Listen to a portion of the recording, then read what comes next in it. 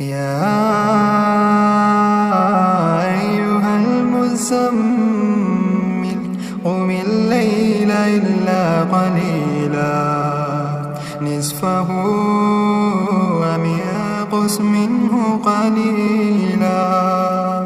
أو زد عليه ورتل القرآن ترتيلا إنا سنلقي عليك قولا ثقيلا إن ناشئة الليل هي أشد وطئا وأقوم قيلا إن لك في النهار سبحا طويلا واذكر اسم ربك وتبتل إليه تبتيلا رب المشرق والمغرب لا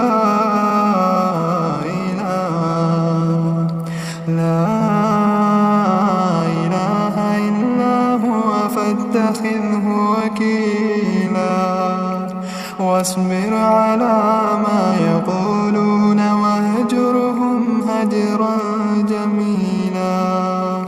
وذرني والمكذبين أولي النعمة ومهلهم قليلا إن لدينا أنكالا وجحيما وطعاما ذا غصة وعذابا أليما يوم ترجف الأرض والجبال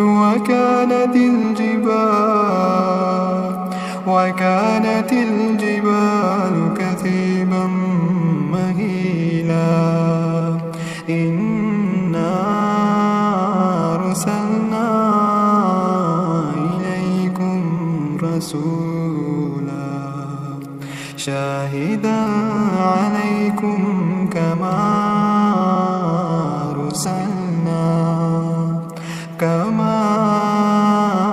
أرسلنا إلى فرعون رسولا فعصى فرعون الرسول فأخذناه أخذا وبيلا فكيف تتقون إن كفرتم يوما يجعل الولدان شيبا السماء منفطر به كان وعده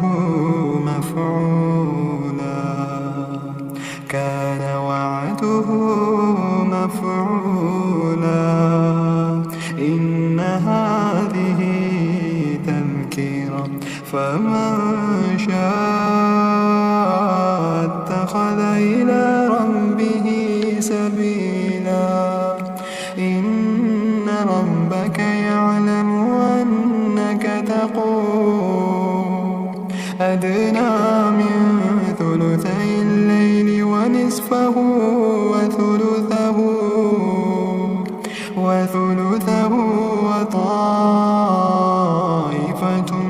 من الذين معك والله يقدر الليل والنهار علم أن لا تحصوه فتاب عليكم فاقرؤوا ما تيسر من القرآن علم أن سيكون منكم مرضى